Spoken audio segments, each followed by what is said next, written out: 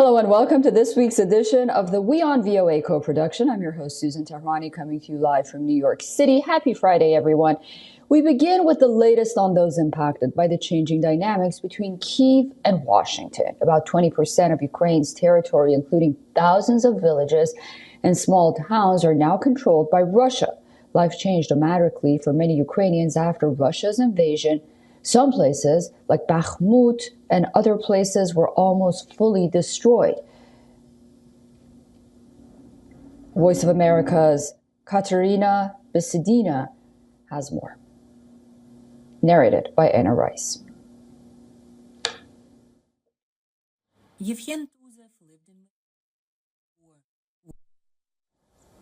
This is Mariupol. 3 years ago, the city of 500,000 people was devastated by Russian forces and is still under Russian occupation.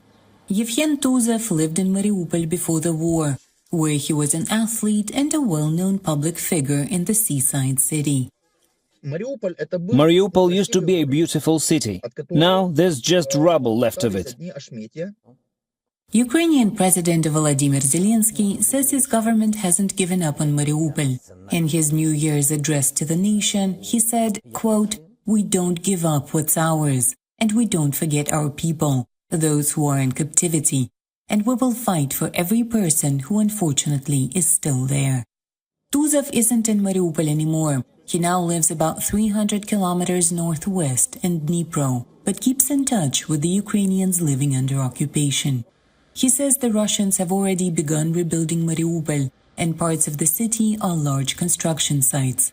Locals' homes have been replaced by complexes with pricey apartments for sale. Several residents are feeling pushed out, as seen in videos posted on social media. Our homes have been demolished, and in their place, apartments for sale are being built. For 3 years now, we have been renting places and live in dorms and shelters. There are dozens upon dozens of thousands of us. Houses on the left bank are a walkable distance from the sea. This is a lovely area that certain people clearly want to have to themselves, to build condos there and sell them. And we are going to end up on the streets. Tuzev says a lot of Russian newcomers are buying up cheap real estate by the sea. Because of Russians coming from, say, Moscow or St. Petersburg, the prices are insanely cheap. But please remember, it's very likely that your apartment's former owner is buried in your new home's yard. Russian forces also occupied the city of Melitopol in the Zaporizhia region shortly after the invasion of Ukraine. Since then, locals have been living in constant fear, says former resident Olga Leontieva.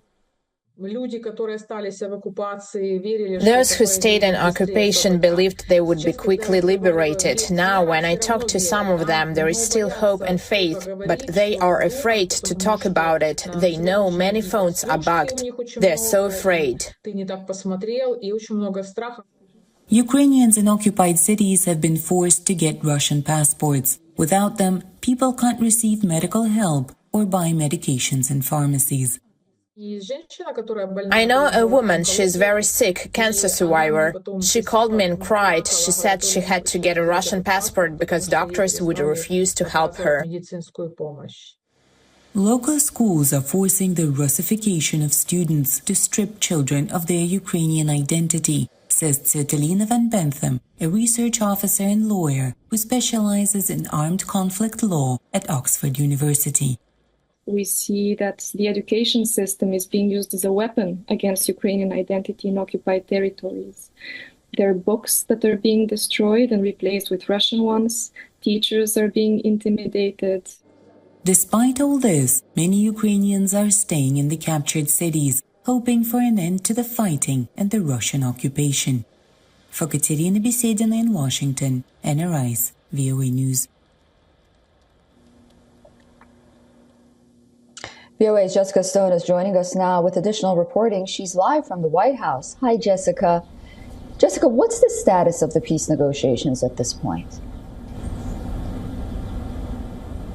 Well, just in the last couple of hours, we've had Zelensky, the president of the Ukraine, calling for sea and air truce after a massive Russian attack. He's also signaled through a letter to President Trump earlier this week that he is ready to sign that critical minerals deal. And just yesterday, we learned that Steve Witkoff, the Mideast envoy, is going to Saudi Arabia next week.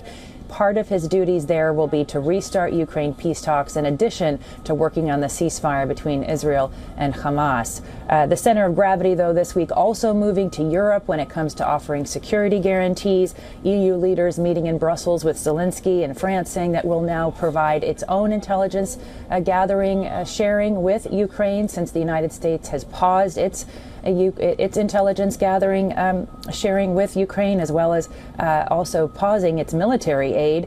Meantime, we've also got Starmer and Macron of France willing to come to the United States with a renewed effort at peace talks as early as next week. Susan? Jessica, Brussels is calling on Washington to include both Europe and Ukraine in any potential peace talks, but the U.S. is moving ahead to arrange a possible summit between Russian President Vladimir Putin and President Donald Trump. Where do these efforts stand at this point? Yeah, so it's slow going, but they are making some headway in this respect. We've certainly seen Washington loosen some of its restrictions on Moscow, including the Secretary of Defense, Pete Hegseth, earlier this week asking his department to reduce and end the number of cyber operations that they are engaged with against Russia. We've also seen meetings take place this week vis-a-vis Iran, and a request that the U.S. made last month, I should say, when Marco Rubio, the Secretary of State, went to Riyadh, Saudi Arabia, and met with Sergei Lavrov, the foreign minister. They discussed ways to cooperate. One of those ways the U.S. has asked for cooperation is in regards to Iran's nuclear program. And we see now that Moscow and Washington have established this new line of effort, with Russia agreeing to help the White House talk to Iran directly about that nuclear program. Last month, they also have identified the area of the Arctic and economic cooperation there, and mineral rights and possibly trade as another area of cooperation. So that's the movement on that front. Very interesting. Yeah, reading Iranian media, you can see that they're very concerned about these meetings between Russian officials and U.S. officials, even that meeting in Riyadh with Marco Rubio and Sergei Lavrov. We'll be watching very closely, of course. Jessica, please do stay with me. I'd love to get your thoughts on our next story as well from your colleague. The White House is delaying some tariffs on Canada and Mexico for 1 month after announcing a 25% tariff rate on goods from those countries on Tuesday. To see how small businesses are responding, VOA's senior Washington correspondent Caroline Presutti visited a family whiskey business in Virginia. It's mashing day at Catoctin Creek Distilling Company. The bubbling rye lends an aroma of baked bread. Rye was the original. It was really where it started. Becky and Scott Harris distill rye whiskey. Rye spirits were aged in Virginia more than 100 years before the country's first tariffs. Foreign tariffs sealed into law by the nation's first president, George Washington. Now, tariffs under the country's current president, 25% on Canada and 25% on Mexico, are upsetting this company's attempts to sell its rye whiskey abroad. This makes exports a much harder lift, right? Because anybody buying my products then has to pay that tariff. And that's something that they won't do. Not only is distribution in Mexico and Canada impacted, but also raw materials like these glass bottles, even though they are made in America.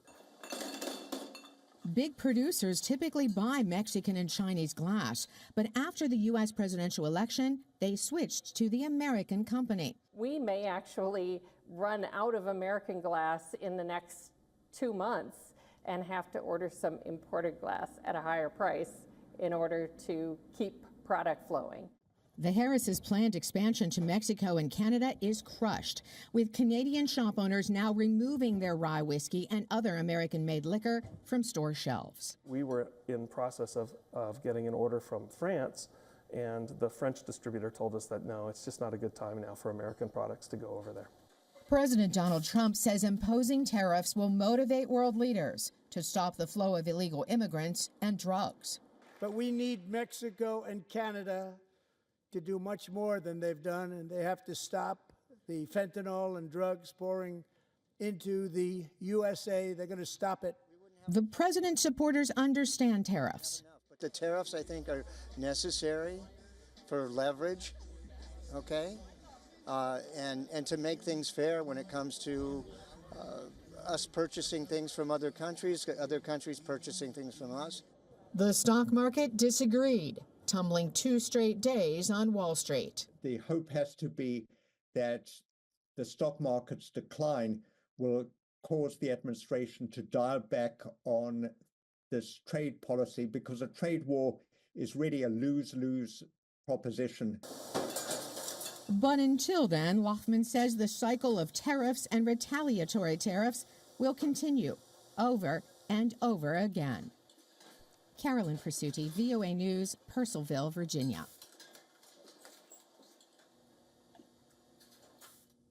VOA's Jessica Stone is still live with us. Jessica, it looks like the White House is offering some exemptions on tariffs, at least for some industries. What can you tell us about that? So you're absolutely right. What the reaction became after the announcement on Tuesday is the first conversation on Wednesday was with automakers, U.S. automakers, in which they pleaded the American president to give them an exemption, to give them a waiver. Well, yesterday they announced that they do have a waiver for auto tariffs within the USMCA barriers just for 1 month, and Trump spoke to those leaders. Apparently they made their case very clearly. That doesn't mean that the reciprocal tariffs by Canada, though, are going away. Prime Minister Justin Trudeau says that he will not lift any Canadian tariffs unless all the tariffs are lifted on Canadian goods. And Canadian automakers have further pointed out that they will have to shutter plants that will impact the American auto industry within 10 days if these continue to move forward. So despite this reprieve we're seeing for 1 month, this is still out there. This is still a concern for particularly the auto sector, because there is so much cooperation within the USMCA and Canada, the United States, and Mexico, particularly on auto production. Susan? And Jessica, how are plans for reciprocal tariffs playing out? Yeah, so those reciprocal tariffs sort of became the new tariff deadline. April 2nd is that deadline, and that's the point to which all of these exemptions have been pushed. So it's a little bit more than a month. We now see that the White House is saying that all goods from Canada and Mexico under the USMCA, which is a large proportion of them, are going to be exempt till April 2nd. Well, the Trump administration wants tougher action, as we heard from Carolyn's reporting there, from Ottawa and from Mexico City on fentanyl, on the immigration crisis at the southern border in particular. And Canada continues to forcefully reject, as did the Mexican president. She called up President Trump yesterday and said, here are the statistics, here's what we're doing, how can we possibly cooperate if this is the dynamic between us on trade?